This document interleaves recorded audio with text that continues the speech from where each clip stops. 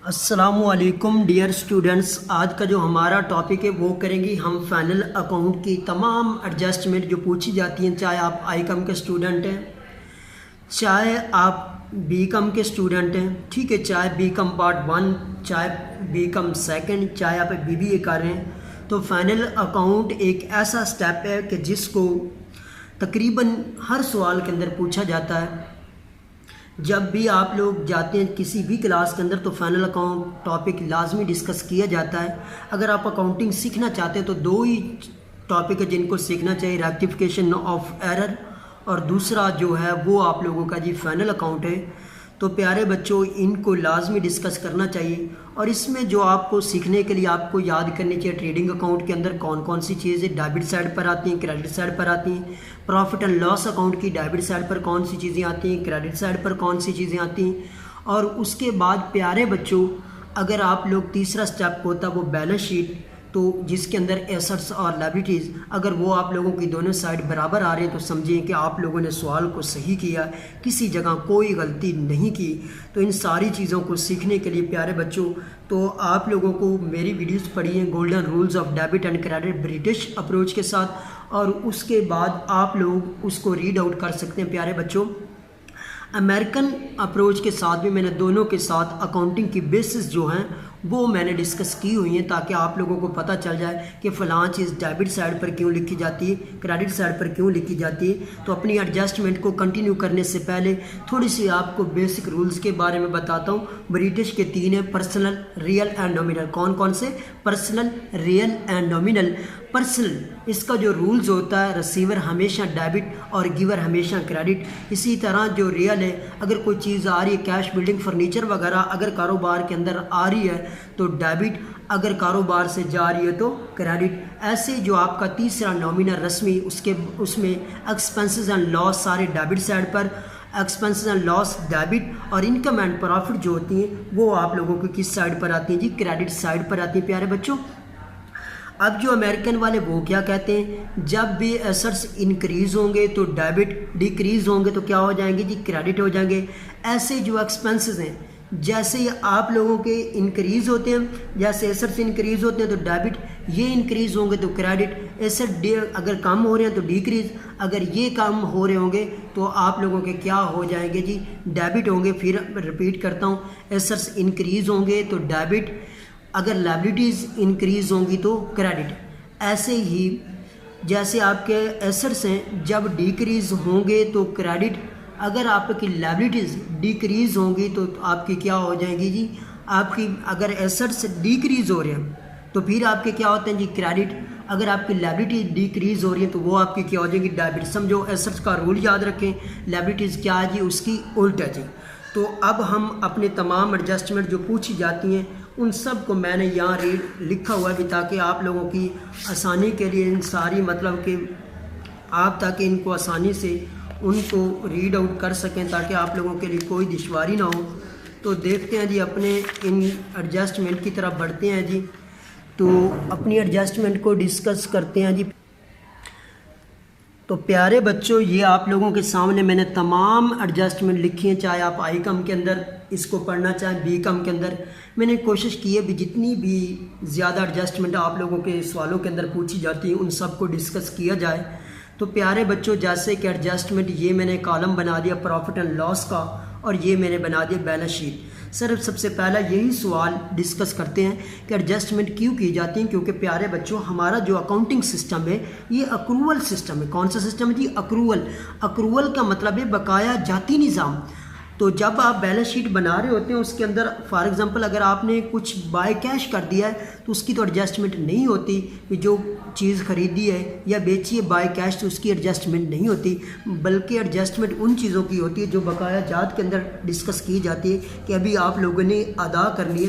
तो जैसे आप लोगों के सामने सबसे पहले जो एडजस्टमेंट है जी, आउटस्टैंडिंग, आपको बहुत ज़्यादा नज़र आएगी जी आउटस्टैंडिंग, या इसको बोलते हैं अक्रूड या पेएबल या ओइंग एक्सपेंसेस बोलते हैं। इसका मतलब क्या है कि आप लोगों ने काम ले लिया है लेकिन अभी उसके अखराजात अदा करने, फॉर एग्जांपल आपने रेंट अदा करना था 1 मंथ बाद 5000, जिसमें से 4000 आपने अदा कर दिया लेकिन 1000 आपने अभी अदा करना है। तो जो 1000 प्यारे बच्चों आप लोगों ने अदा करना है उसको क्या बोलते हैं जी, आउटस्टैंडिंग। अब आप ही सोचें कि आउटस्टैंडिंग क्या है, आप लोगों के लिए वाजिबात हैं प्यारे बच्चों। तो जितने भी एक्सपेंसेस एंड लॉस होते हैं, मैंने क्या बताया कि वो हमेशा किस साइड पर होते हैं जी, डेबिट साइड पर। जो नॉमिनल का रूल है, एक्सपेंसेस एंड लॉस सारे किस साइड पर आते हैं जी, डेबिट साइड पर। चलो जी, एक चीज़ तो समझ आ गई कि प्रॉफिट एंड लॉस अकाउंट की डेबिट साइड पर चले जाएंगे जी, outstanding. For example rent outstanding आपकी लिखी हुई थी 4000 अमाउंट, उसके अंदर आउटस्टैंडिंग की जो फिगर है वो 1000, तो आप क्या कर देंगे, उसके अंदर ऐड कर देंगे। सर जब भी एडजस्टमेंट, इसके हमेशा दो इफेक्ट होंगे, और दूसरा हमारे लिए क्या इफेक्ट है, जैसे आपने अकाउंटिंग इक्वेशन के अगर आप सवाल कर चुके हैं तो उसके अंदर आप ज़्यादा बेस्ट समझते हैं कि दूसरे दो इफेक्ट हर इंटरेस्ट के होते हैं। तो देखते हैं दूसरा क्या होता है। दूसरा आप लोगों के लिए भाई क्या है, लायबिलिटीज़ है, वाजिबात है, आप लोगों ने क्या करने, अभी अदा करनी। एक तो मैंने प्रॉफिट एंड लॉस अकाउंट की डेबिट साइड पर लिख दिया है क्योंकि हमारे एक्सपेंसेस हैं, हमारे अखराजात हैं, और दूसरा हमारे लिए क्या बन जाएंगे प्यारे बच्चों, वो हमारे लिए लायबिलिटीज़ बन जाएंगी। तो इस वजह से हम क्या लिखेंगे, लायबिलिटीज़ के अंदर कंसीडर करेंगे।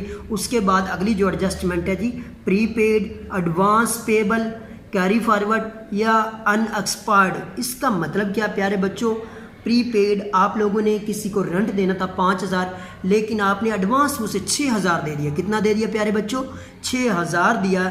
तो फिर आप क्या करेंगे, एक्सपेंसेस में जहाँ रेंट की अमाउंट लिखी होगी 6000, उसमें से 1000 माइनस कर देंगे।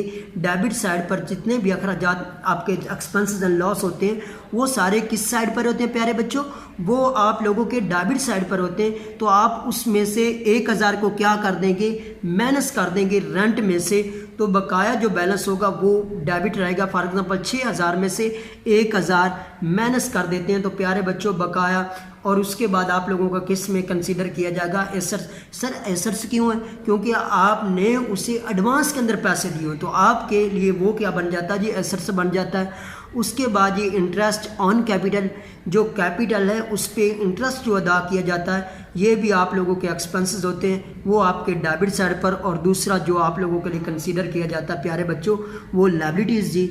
उसके बाद ये अगला है जी, इंटरेस्ट ऑन इन्वेस्टमेंट, जो आप लोगों ने इन्वेस्ट किए उस पर आप लोगों को क्या मिल रहा है जी, इंटरेस्ट मिल रहा है। तो प्यारे बच्चों जितनी भी इनकम्स होती हैं वो हमेशा क्रेडिट साइड पर जाती हैं, ये प्रॉफिट एंड लॉस अकाउंट की क्रेडिट साइड पर। और दूसरा जो आपकी इनकम्स हैं वो आपके लिए क्या कंसीडर की जाती है प्यारे बच्चों, वो आप लोगों के लिए एसेट्स कंसीडर की जाती हैं।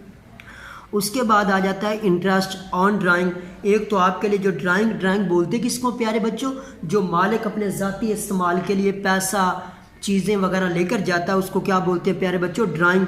उस पे जो इंटरेस्ट होता है बिज़नेस के लिहाज से, जब भी आपने अकाउंटिंग करनी है तो अपने आप को हैज़ ए अकाउंटेंट तस्वर करना। इंटरेस्ट ऑन ड्राइंग आप लोगों के लिए क्या बन जाएगा प्यारे बच्चों, इनकम्स बन जाएगी। एक तो आपने प्रॉफिट एंड लॉस अकाउंट की क्रेडिट साइड पर, और दूसरा आपने इसको लायबिलिटी साइड पर लिखना है, क्योंकि आपका कैपिटल जो होता है वो लायबिलिटी साइड होता है, वहाँ इसकी एडजस्टमेंट होगी। इंटरेस्ट ऑन लोन पे जो इंटरेस्ट अदा करते हैं प्यारे बच्चों, आप खुद ही एक चीज़ को सोच लें कि जो इंटरेस्ट अदा करते हैं वो आपके लिए क्या होता है। फॉर एग्जांपल बैंक से अगर 5000 ले रहे हैं तो उस पर सूद अदा कर रहे हैं, तो आप लोगों के लिए क्या ये एक्सपेंसेस है। तो प्यारे बच्चों जितने भी एक्सपेंसेस एंड लॉस होते हैं वो किस साइड पर आते हैं, डेबिट साइड पे। तो sir profit and loss account की डेबिट साइड पर लिखेंगे। और दूसरा हमारे लिए क्या कंसीडर किया जाएगा प्यारे बच्चों, हमारे लिए लायबिलिटीज़ के तौर पर कंसीडर किया जाएगा। उसके बाद ये अगली जो एडजस्टमेंट है जी, receivable, recoverable, accrued income. Sir इसका मतलब क्या है जी, रिसीवेबल फॉर एग्जांपल आपने काम कर लिया लेकिन अभी इनकम क्या करनी है जी, उनसे वसूल करनी है। तो आपके लिए क्या है प्यारे बच्चों, एक काम कर लिया है लेकिन उसके पैसे वसूल नहीं किए, तो अगर आपने पैसे वसूल करने हैं तो आपके लिए क्या है प्यारे बच्चों, इनकम्स है। तो इनकम्स सारी किस साइड पर लिखी जाती हैं, क्रेडिट साइड पर। और दूसरा हमारे लिए वो क्या होते हैं प्यारे बच्चों, एसेट्स होता है। ऐसे ही एडवांस अनअर्न इनकम, कि आपने प्यारे बच्चों अभी काम भी नहीं किया लेकिन आपने पहले ही एडवांस में पेमेंट ले लिए। अगर एडवांस में पेमेंट ले लिए तो आपके लिए अखराजात हैं, आपके लिए एक्सपेंसेस। अगर आप सोचते हैं कि किसी से आप लोग एडवांस में पैसा ले लिया है लेकिन अभी काम नहीं किया, तो आपके लिए एक्सपेंसेस एंड लॉस प्यारे बच्चों किस साइड पर होते हैं? प्रॉफिट एंड लॉस अकाउंट की डेबिट साइड पर। और दूसरा हमारे लिए क्या कंसीडर किया जाएगा प्यारे बच्चों? लायबिलिटीज़ के तौर पे कंसीडर किया जाएगा। उसके बाद डिस्काउंट ऑन क्रेडिटर। डिस्काउंट का मतलब होता है छूट, और क्रेडिटर वो वाले लोग जिनको आप लोगों ने पैसा अदा करना होता है। अगर हमने किसी से 1000 लेना था लेकिन उसने हमें कितना क्रेडिटर वो वाले लोग जिनको आप लोगों ने पैसा अदा करना है, ठीक है। अगर आपने 1000 रुपया किसी को अदा करना है लेकिन उसने हमें क्या किया जी 5% छूट दे दी। कितना? 5%। उसका ज़रा 5 तकसीम 100 ये 50 रुपये। अब हम उसको कितने अदा करेंगे? 950 रुपये अदा करेंगे। तो अब हमारे लिए ये जो 50 है ये क्या हमारे लिए बन गया जी? इनकम बन गई, क्योंकि हमने 1000 देना था लेकिन अब कितने दे रहे हैं? 950 दे रहे हैं। तो हमारे लिए 50 क्या बन गई जी? इनकम। तो जो इनकम्स होती हैं वो किस साइड पर आने जी? क्रेडिट साइड पर। और दूसरा क्रेडिटर कहाँ लिखते हैं? क्रेडिटर वो वाले लोग जिनको आप लोगों ने पैसा अदा करना होता है। तो आप लोगों के लिए लायबिलिटीज़ होता है तो वो क्रेडिटर में से माइनस करेंगे। उसके बाद जी डिस्काउंट ऑन डेटर। डेटर वो वाले लोग जिन्होंने आप लोगों को पैसा अदा करना होता है। तो प्यारे बच्चों भी अगर आप लोगों ने डिस्काउंट अगर दे दिया तो आप सोचें भी किसी से आप लोगों ने 1000 लेना था लेकिन प्यारे बच्चों हमने उसे 5% डिस्काउंट दे दिया। अब हमें कितने मिलेंगे? 1000 नहीं मिलेगा बल्कि कितने मिलेंगे? 950। तो जो 50 रुपये वो हमारे लिए क्या है? एक्सपेंसेस है, हमारे लिए खर्चे हैं प्यारे बच्चों। तो एक्सपेंसेस एंड लॉस सारे किस साइड पर आ गए जी? डेबिट साइड पर। और दूसरा डेटर हमारे एसेट्स होते हैं। एसेट्स में जब डेटर लिखेंगे तो उसमें से वो 50 रुपये माइनस कर देंगे।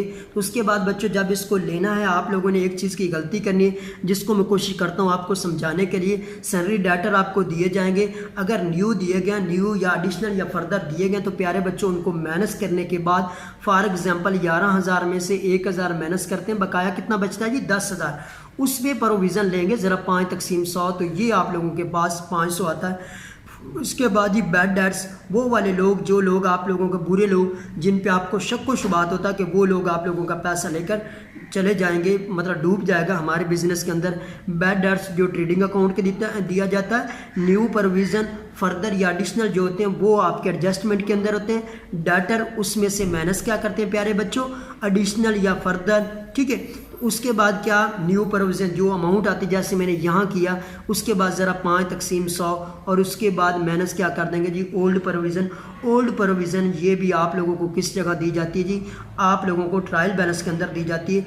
तो ये दो चीज़ें आपको एडजस्टमेंट के अंदर नजर आएंगी। कौन कौन सी प्यारे बच्चों? न्यू प्रोविज़न, एडिशनल या फर्दर। इन दोनों को आपको ले जाकर डाटर में से भी लेस करना होता है। जब डाटर को एसेट्स में लिखते हैं उसमें से माइनस करेंगे। और उसके बाद ही मज़ीद चलते हैं जी क्लोजिंग स्टॉक। प्यारे बच्चों क्लोजिंग स्टॉक आप लोगों के लिए क्या है? सर फॉर एग्जांपल स्टॉक बोलते किसको? जिससे आपने अपने बिजनेस को कंटिन्यू किया, रन किया, लेकिन अभी साल के एंड पर कुछ बचा हुआ पड़ा तो उसको क्या बोलते हैं जी? Closing stock. एक तो आपके ट्रेडिंग अकाउंट के क्रेडिट साइड पर और दूसरा किस चीज़ के लिए कंसीडर किया जाएगा? एसेट्स के लिए कंसीडर किया जाएगा। और लास्ट जो है जी डेप्रिसिएशन। डेप्रिसिएशन का क्या मतलब होता है प्यारे बच्चों? फरसूदगी बोलने जाता है। फरसूदगी मतलब सर किसी भी असासा जात की वक्त के गुजरने के साथ साथ जो उसकी कीमत में कमी आती है उसे क्या बोलते हैं जी? डेप्रिसिएशन। फॉर एग्जांपल वो 5% बोल रहा है तो अगर आप लोगों का असासा जात कितने का है प्यारे बच्चों? 1000 का, वो 5% डेप्रिसिएशन बोल रहा है कि आप फर्नीचर पर 5% डेप्रिसिएशन लें तो 1000 ज़रा 5 तकसीम 100 जो फिगर आएगी वो आप लोगों के लिए क्या है? एक्सपेंसेस है। तो वो आप एक्सपेंसेस सारा किस साइड पर लिखेंगे जी? डेबिट साइड पर। उसके बाद फर्नीचर प्यारे बच्चों के आप लोगों के एसेट्स हैं। जब आप एसेट्स को लिखेंगे बैलेंस शीट के अंदर तो उसमें से वो 50 माइनस करेंगे। फॉर एग्जांपल बकाया अब आपका जो फर्नीचर है वो 950 रुपये का आपका असासा जात।